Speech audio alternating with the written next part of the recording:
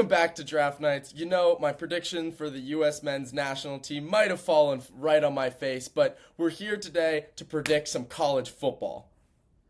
Yeah, I feel like it's time that we get back to our expertise, American football. Not Hmm. that, the World Cup didn't go well for predictions, but I think we're better suited for American football. So let's get right to it.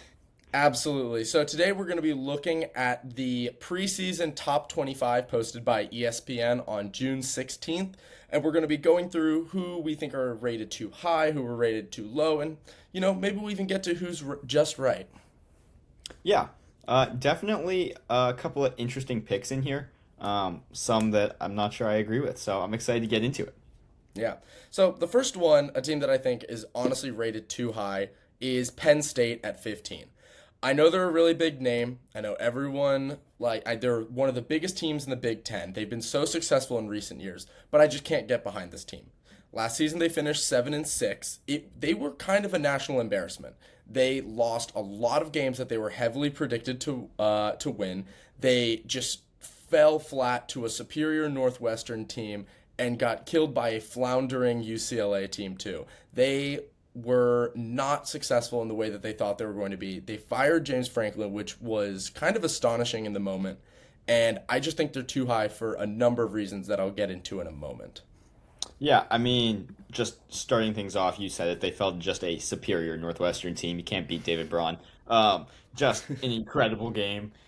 Just no more that you can say about it. But yeah, Hmm. I totally agree. Penn State, for sure, a questionable one coming into this year, especially with a couple of their big losses. They lost a QB, they lost a couple of running backs. So it's interesting to see them lose so many people and still be Hmm. ranked so highly, especially after such a bust. But, it'll be interesting to see what they can do because they have brought in a lot of new talent. Absolutely. Now, starting with that, their retention rate going into this next season was only 52%, which was pretty bad by all metrics. A lot of players left the program, either entered the transfer portal, graduated, whatever it was. So they're going in with a nearly completely different team, which might be a good thing overall.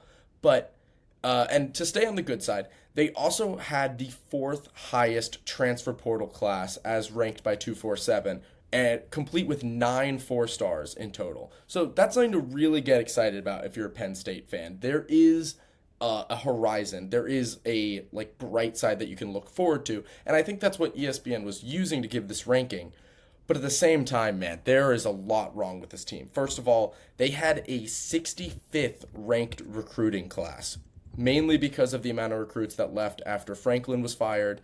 And I just think that they're not in a position to be competitive again this year. They were super bad last year. Let's just say compared to what their expectations were as second overall in the preseason AP poll, they finished so far below expectations that they fired an incredibly successful coach in Franklin.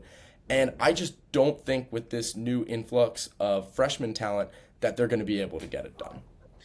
Yeah, it's definitely going to be interesting because, they changed their coach to Matt Campbell, and it really seems like this Penn State team is actually just going to be Iowa State revamped. Um, Yeah.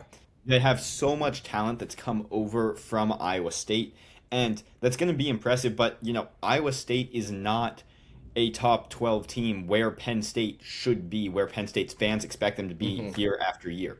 So it's going to be interesting for sure from that sense, just in terms of how well Campbell can take the culture that's already at Penn State and kind of blend it with this new culture that is coming over from Iowa State.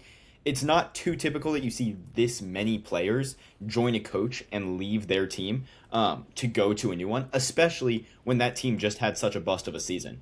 So Hmm. that's going to be interesting for sure. My other concern with Penn State is just going to be where they're kind of at mentally. So they just had a really rough season. Now they're getting a lot of new players in. They have a lot of things that they're going to have to kind of adapt to before they can really start rolling. And with the talent that's in really all of the NCAA right now, but especially the Big Ten, it's going to be interesting to see if they can adapt in time because you know it just as well as I do. The college football season doesn't give you a lot of time to get comfortable, so you got to be Yeah. ready to go on week one. And I just don't know if Penn State will be ready to go. I mean, let's think about it like this. they're in the Big Ten. They're going to have a Big Ten schedule. With how much that's new, I don't think they're going to be able to hit the ground running, especially after how bad last season was. I mean, just your school plays in the Big Ten. You've seen how good these teams are. Do you think that this like revamped Penn State team that's like, let's be honest, Iowa State with like a couple of changes here or there would be able to be a top 15 team in the nation? I don't see how it's possible. And it's not that I don't think they can get there. It's that this year in particular, there's just so much talent in the Big Mm-hmm. Ten. There's so much talent really throughout all of college football, and they're not going to be able to hit the ground running like you said. There's no way because you can't combine cultures that quickly. And if you can, Mm-hmm. then I'll tip my hat to Matt Campbell, and kudos to them. But it is going to be a almost impossible challenge. I just think that overall, the firing of Franklin was really hasty. Now, I understand why they did it. Again, I've been talking about how like terrible that season was and how much of a like death spiral they were going down. But Campbell had taken them to so many successful seasons, like over and over again, that it really felt like them firing him was they were scapegoating him. They were saying that everything that's wrong is Franklin's fault, but it didn't really get better, and pretty much their entire recruiting class decommitted.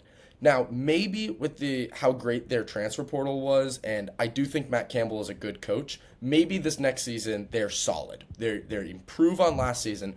I don't think that they're going to be able to maintain the success that Franklin maintained because I don't think that Campbell is as good of a recruiter as Franklin is. Look at how quickly Virginia Tech's recruiting ranking like rose after he arrived. Of course, recruiting ranking and stars aren't everything, but it kind of overall shows the change that happened and how much of a stabilizer he was for that program.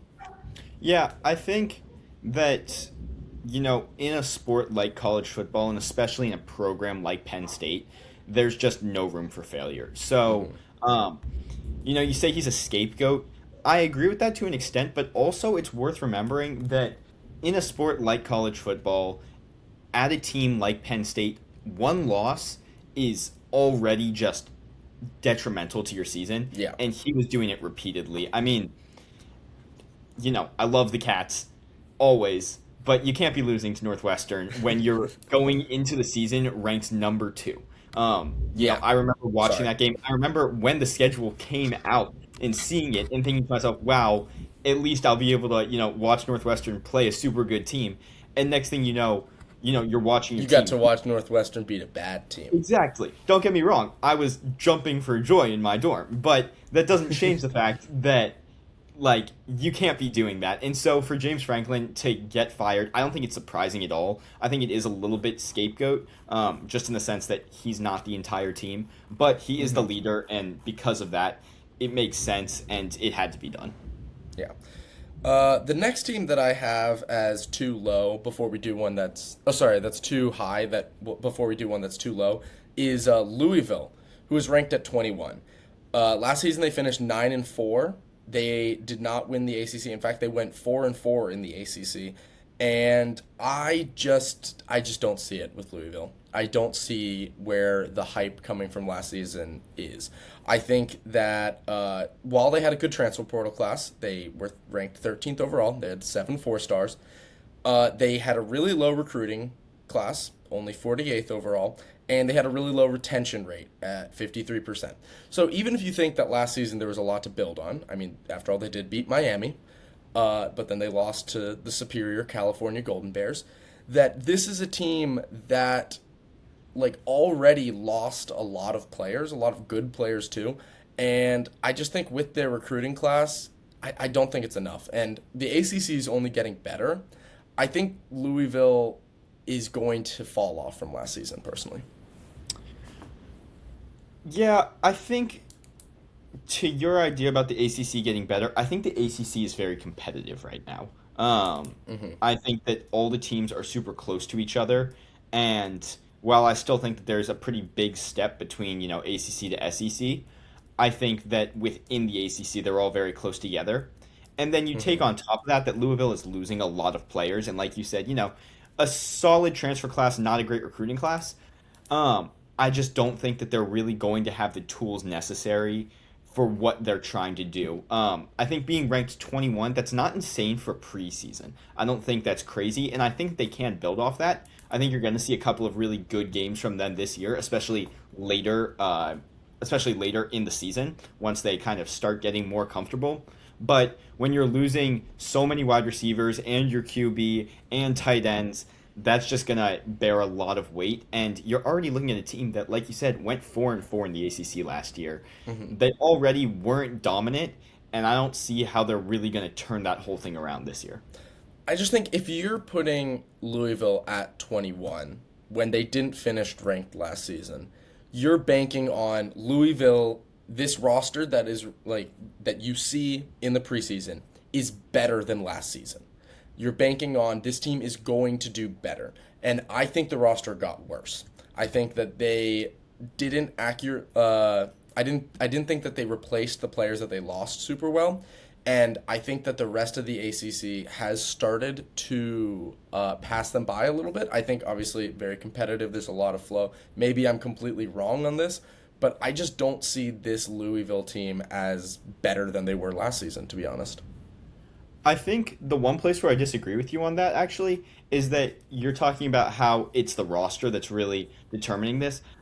Also, kind of looking at their schedule, Mm-hmm. they don't True. have a terribly difficult schedule. So yes, they play Ole Miss on September 6th. That's going to be probably pretty deadly to them. But following that up, they're not going against a lot of teams that are too terrible. You have Villanova, SMU, Wake Forest. These are teams where they are all beatable. Yes, there are going to be some games that might be some battles. For instance, they play UNC, who sometimes come out looking like the number one the NCAA and sometimes come out looking like they've never played football before. And then, you're playing Georgia Tech. It's a couple of teams that are really impressive, but overall, it's not too bad. And so, because of that, I think that Louisville in total has a good opportunity to succeed this year. And I think that with so many new players coming in, this strength of schedule is really fitting for them and can allow them to kind of maximize this year. Yeah, fair enough. One team that I think we both agreed was honestly ranked too low, despite the fact that they were ranked 10th overall. It's LSU.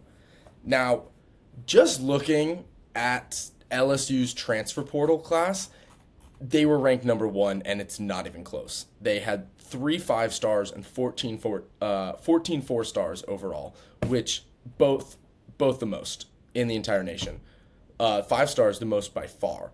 Then you look at their recruiting class that's coming in.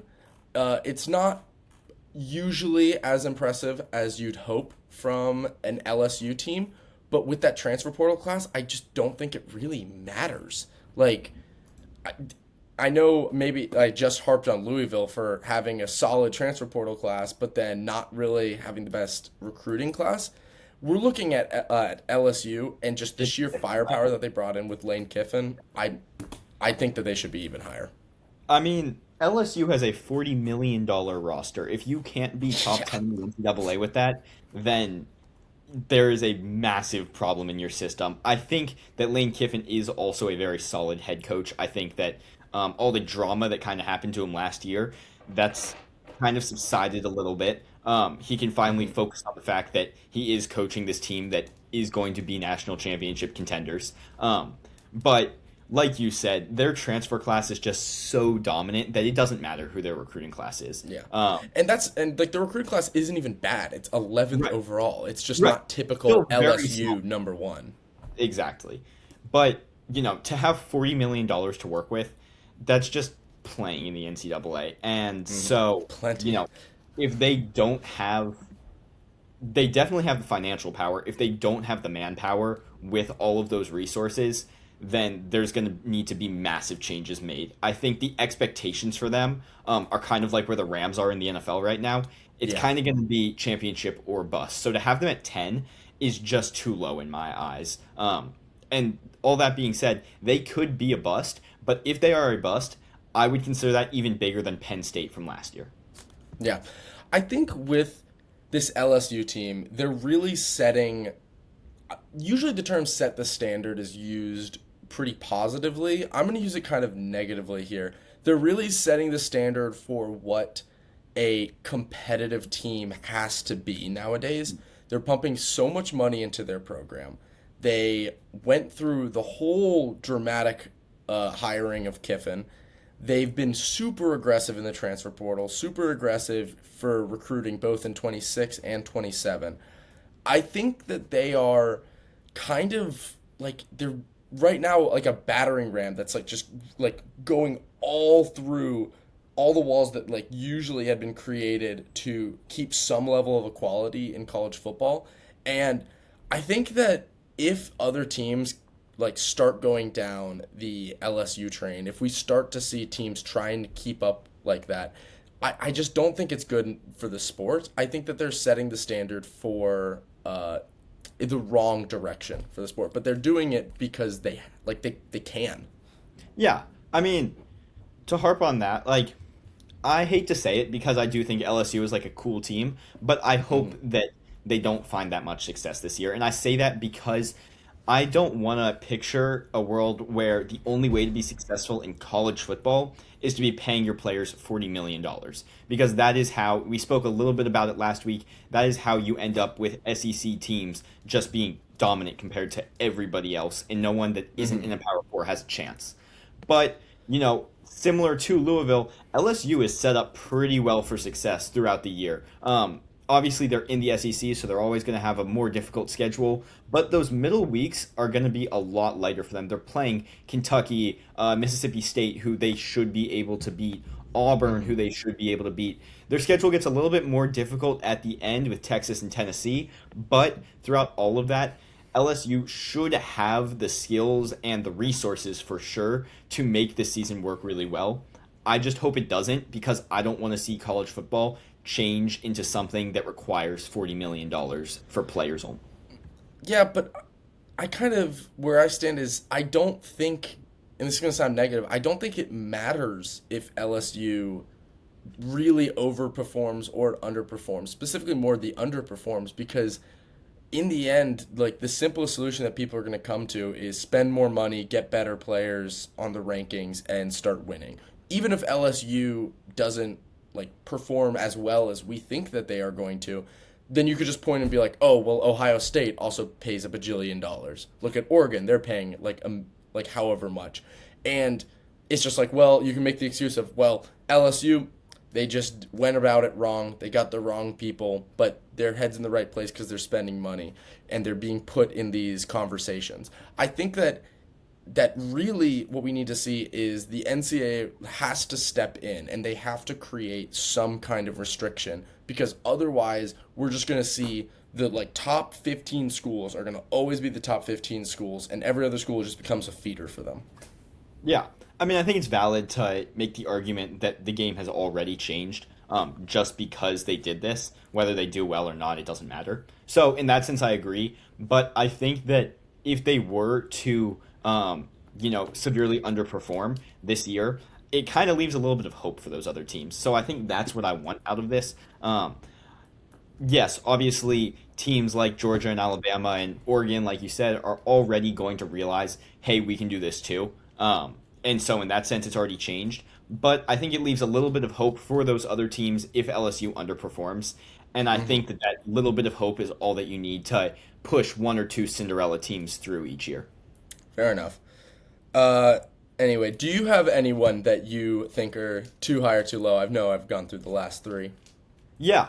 So, in my opinion, ranked a little bit too high, and it's going to be pretty shocking, just given how successful they were last year. But the Indiana Hoosiers are ranked number 6 right now in the ESPN rankings. Now, I would be absolutely stupid to bet against Kurt Signetti and say that he will finish outside of the top 10. But that being said, he lost a lot of talent, and you can't really look past that. Now, Indiana obviously is going to be able to kind of bring that talent back. They got Josh Hoover from TCU, so they're trying to replace it. But when you lose players like Fernando Mendoza, Omar Cooper, so many talented players that were kind of leading your team, it's going to be interesting to see how they come back from that. And so because of that, I would have placed them, in that 10 to 15 range, not in that 6 range. And while I hope that they're successful because I like watching them, it's going to be interesting for sure. Yeah. I think, and this is no disrespect to Indiana, but a lot did go right last season. A lot had to go right. Getting Mendoza, as much as we loved him here at Cal, he was a risk. He wasn't really in the Heisman conversation going into the season. A lot of people said that the Indiana team before last season was a fluke. You saw all these conversations, and sure, they were dominant last season. That Indiana team was amazing.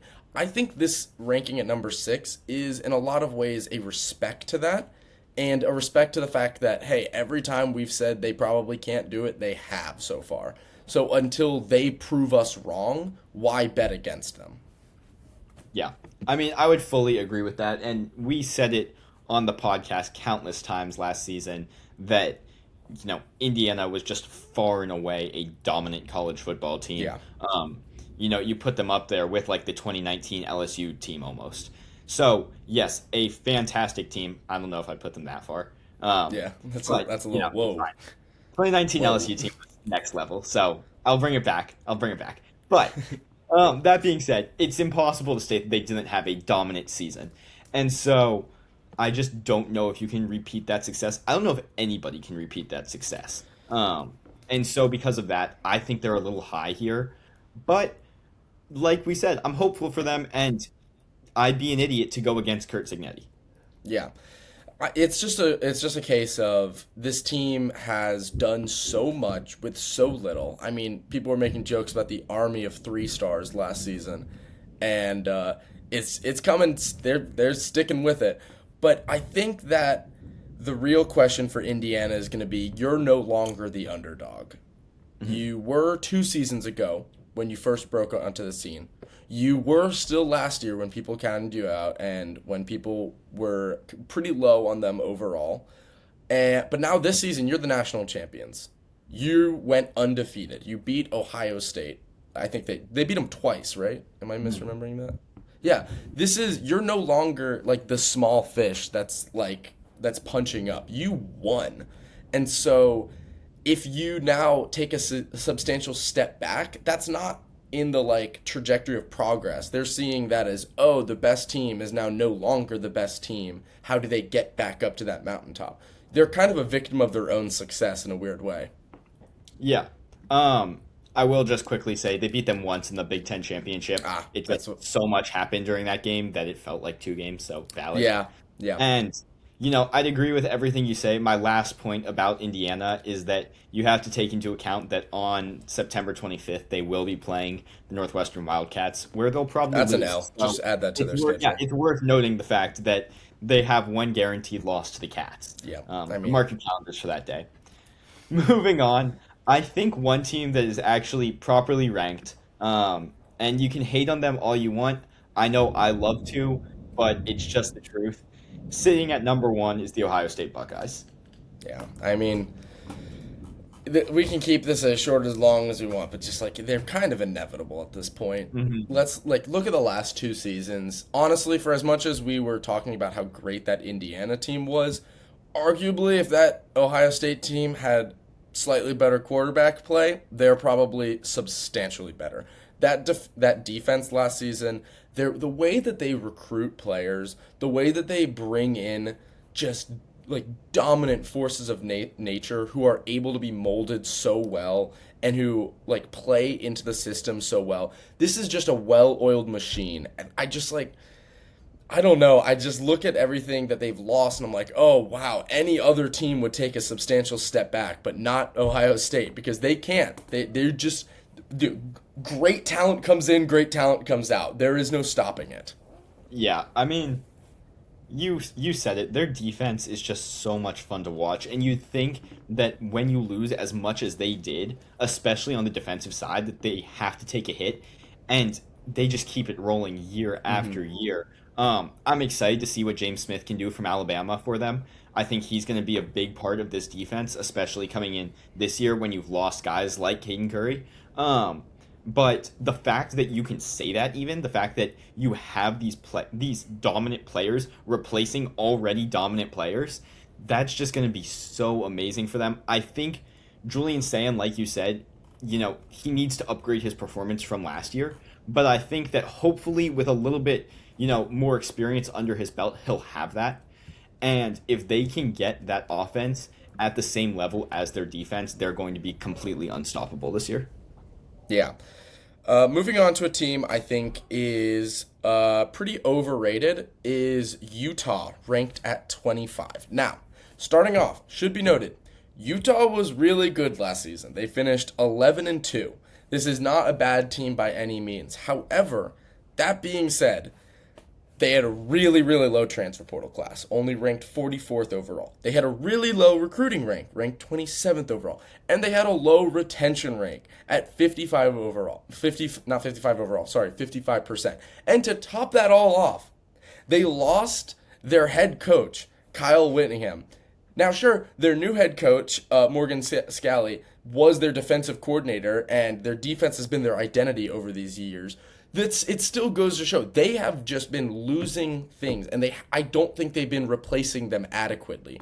You're going from the head coach who's made you so successful in these years to one of his not assistants, that's disrespectful, but to one of his coordinators. You're going from a team that went 11-5 and you're only keeping 55% of it, and you're not replacing that talent as well as you should be to be ranked 25. Yeah, Utah's going to be an interesting case because, like you said, they lost so much. I think that um, they're still going to be able to succeed in conference play. I think that they're still going to be a dominant force in the pack or in the Big 12. Whoa, But sorry, that's not the name. The Monster Energy Big 12. sorry, that's on me. That's my bad. I take it back. Um, I think that they're gonna still perform well there. I think where you're going to see Utah really give signs of who they're going to be this season is going to be when they play Arkansas on September 12th. Once they go back and they're playing teams like Kansas, Houston, even Colorado, I think they're going to find themselves successful.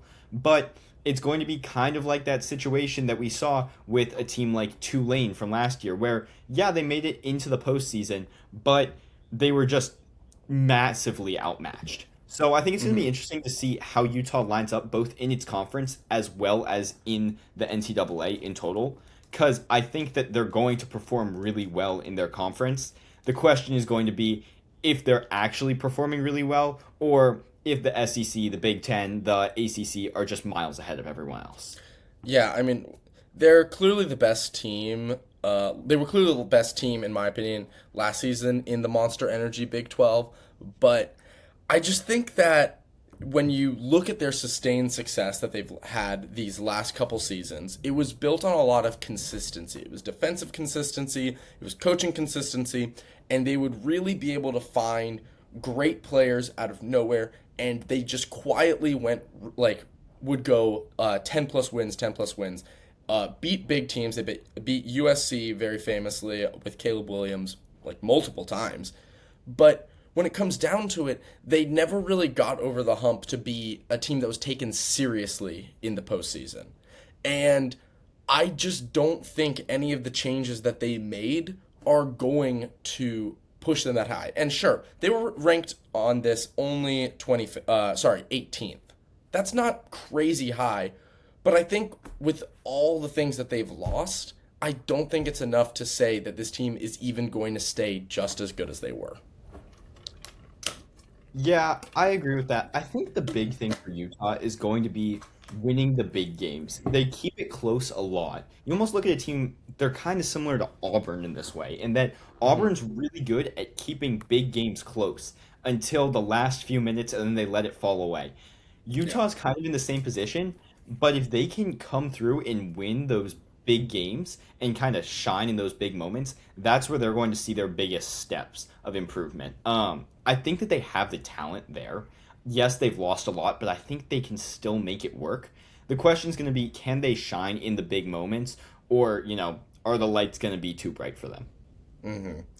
Another team that I had as too high. See, I've just been all negative. Yeah, I was Feels a gonna little say bad, but downer. all negative, and then LSU. I had Washington. Maybe this is a little bit of old Pac-12 bias, but I just don't know about Washington. They were ranked 17th, which I just think is slightly too high. I think that they should have been on the lower, like the even lower end, like in the 20s, maybe closer to that 25 ranking. Because overall, yes, they had a really good recruiting class, 13th overall, not anything to snuff at. They had really high retention. They kept 65% of the roster. They went 9-4 last season. A lot of things to be really happy about. They had the 59th overall transfer portal class with absolutely zero 4 stars. I just don't think that's enough to be a ranked team in the Big Ten. I think that that's going to, like, if they go 8-4 this season, only a 1 win loss, that immediately drops them so far below. And I don't think that this roster is going to be able to uplift what they had last season. Yeah, I think for Washington to succeed this year, they need to win every close or winnable game. And so what I mean by that is Washington isn't playing a lot of those Big Ten teams that make a huge impact. They're not playing Ohio State. They're not playing Michigan. They are Mm-hmm. playing both Indiana and Oregon. So in that sense, those two teams you can kind of bet on likely a loss there. But it's going to be the games where they're playing against teams like USC, teams like Minnesota, even teams like Iowa, where it's gonna kind of be a toss up going into it. They're gonna have to come away 3-0 with all of those. So they have those 3 games back to back. That's going to be 3 games that they just have to win, and that is because you know that they're going to lose to a team like Indiana, and you know that they're going to beat a team like Eastern Washington and Utah State. So Mm-hmm. it's going to be the little things in the middle that will decide whether they deserve to be in that top 12 or whether they don't. In the past, I just haven't really seen it from them. I don't think that they're quite at that level. And that's because I feel like they've been losing slightly too big to these powerhouse teams. But if they can shrink that gap and they can really bring themselves back into competition with the bigger teams and especially with, the mid-size Big 10 teams, that's where they're going to have success. Mm-hmm. I just think when you look at where their predicted ranking is 17th. If we imagine the end of the season that every prediction went right, then Washington being 17th, with all honesty, they probably have to only have 2 losses. Mhm. I just don't see it being 3. And I just don't think that with how low their transfer portal class was, I just don't think it's enough to take this team like a slightly higher step than they were last season. I think maybe with how high their recruiting class was, maybe next season they get to that next step. Maybe the season after that they start to climb back up to the time when they had Falcons legend Michael Penix leading their team. But as of now, I don't think Crazy there's title. enough. I just don't think there's enough going on with Washington to think that it's going to be any better than it was last season. I think they're going to have the same record of 9-4. Yeah, I think if they go 9-4, I mean, you said 2 losses is kind of their max to be ranked 17. I would agree with that, but I think they can make it 3 if they can shrink those losses. If you can go Mm-hmm. in and you can lose to Oregon by only a field goal, or one touchdown, then it's going to be a lot more realistic. But right now, they're just getting killed by the bigger teams. You look last year they lost by 12 to Oregon, they lost by 18 to Ohio State.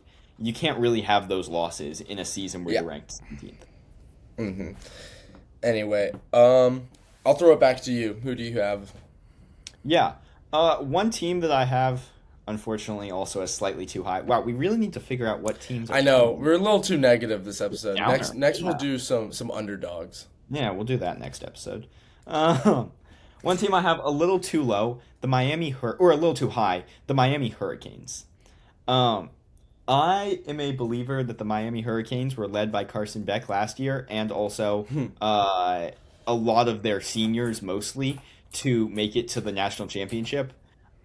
It felt a little off for me almost, but I do not think that they have the firepower, and I think that they lost too much, especially to the draft this past year, to really repeat that success, especially to be the number 7 team in the nation. I mean, but at the same time, their schedule is fairly light, especially if we're going off of last season. I mean, first game of the season, they're going against Stanford. That's an insta dub by like 6 million. Um, Right. they're really only No bias there. true, no bias, but they're gonna. I hope they win by 1,000. The really only big tests that you can really see on their schedule, and they're by the end of the season they might not even be tests. Notre Dame Mhm. probably like that's a pretty central test for them. Virginia Tech and Clemson maybe earlier in the season. I don't know. I don't know what's happening with Clemson. They're Clemson's gonna be going through interesting. something. What? Yeah, Yeah, no one knows what's happening over there. I would say that's what makes it so difficult about the ACC, especially with that jump from ACC to SEC.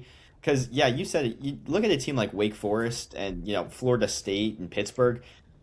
Miami better beat those teams. Like they just need to. So when your one test is Notre Dame, that's just going to be a questionable battle. And also, if you lose another game, especially in the ACC, just with kind of the talent level at the ACC compared to other conferences, that immediately I feel like takes you out of contention for a lot of these spots. Hmm.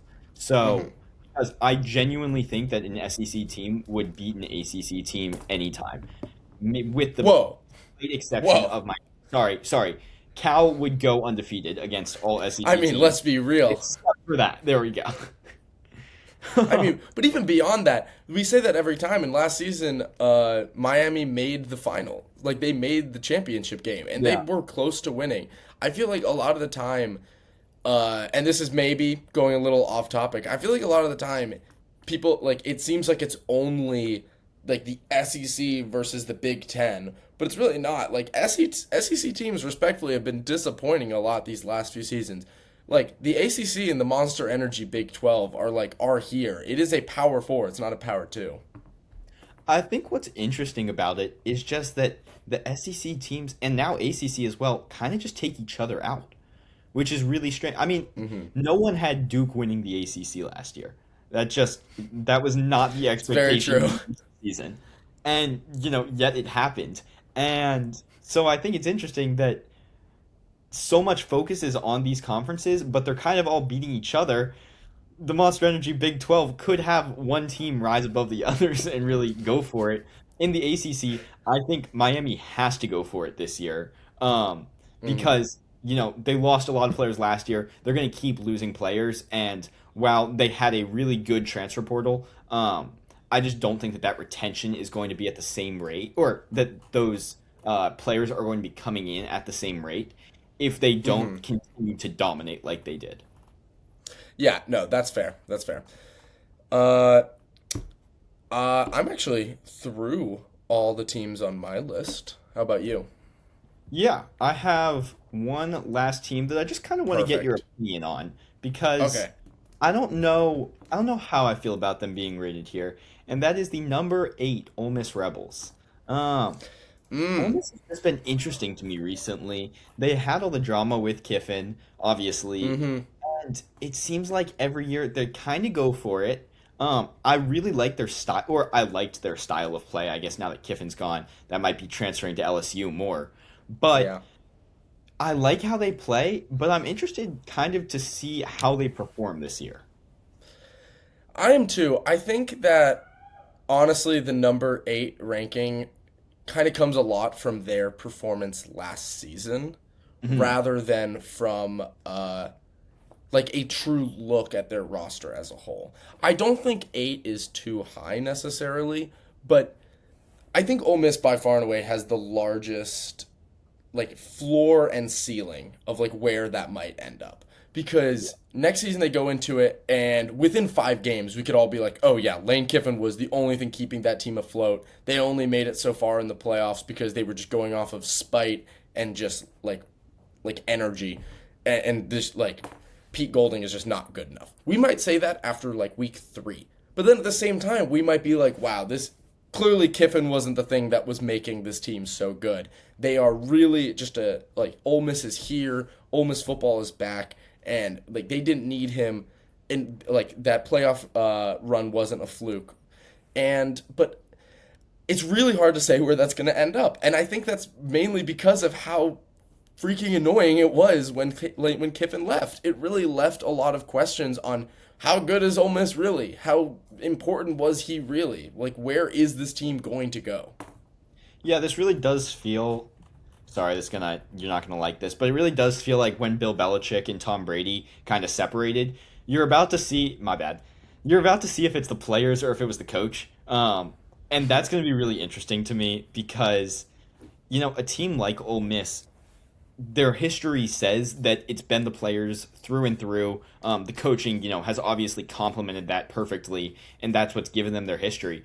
But especially in this specific situation, it's going to be interesting to see, with the talent level so high throughout all of the NCAA, if they can keep this up with the players alone, or if they needed Kiffin throughout that whole last season. Yeah. One thing I forgot to mention was, as ironic as it is that LSU is the #1 transfer portal class, Ole Miss is the #2 class. Mm-hmm. Like, they pulled in a lot of talent from the rest of the NCAA. So we could really see like this Ole Miss team ride the momentum that they got from that playoff run. And I think that I just don't know how I feel about it. And that's such a cop-out answer, but it's just like, I kind of almost want to say, oh, they might do better, they might do worse. That's just like nothing answer, but that's really how it feels when I talk about them. Well, I guess we will find out September 19th when Ole Miss plays LSU. Definitely going to be a interesting game. I'm sure I'm that so emotions will excited. be super low during that one. No excitement at Everyone's all. gonna be super calm, super Yeah, no, it's gonna be rational, a and chill chill game about for it sure. all. But I'm excited to see that game. Mm. I'm wondering how it turns out, and if you ask me for my prediction right now, I think LSU will win very comfortably. But it's I'm gonna be a with you there. I don't scrappy know game about for comfortably. I don't know how comfortable they'll be, especially their head coach, but I think they will pull out the win there. comfortably in terms of cushion for the score. We'll say I don't think that the atmosphere is gonna be very nice to any of the players. Mm-hmm.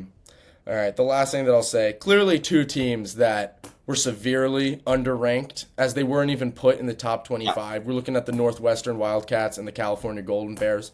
I Absolutely couldn't say it better insane myself. that they were not put up there. I mean, we're looking at the two best programs in the nation, many are saying. And That's what they're I mean, saying. Okay, I that's don't what make the rules. That's many are what saying. they are saying. Hmm. Um, the We're just committee the voice talks. of the people. Look. I like to think of myself kind of as someone that takes the information from the professionals and gives it to the people. Yeah, The what professionals are they're saying. telling me that Northwestern is set to make the college football playoffs this year. Mhm. I got the committee like in my ear right now, and they're just all Yeah. screaming. Why haven't you been talking about Northwestern? Why haven't you been talking about Cal? It's guaranteed. It's destiny. Ohio State's It's happening. shaking right now. They're trembling. 100%. No, I have no doubt. All right. Anyway, thank you so much for listening. Please leave us your thoughts. Please like this video. Please, I mean, do anything. Do the whole YouTube, Spotify thing. We're just happy you made it this far, and we hope to see you next time.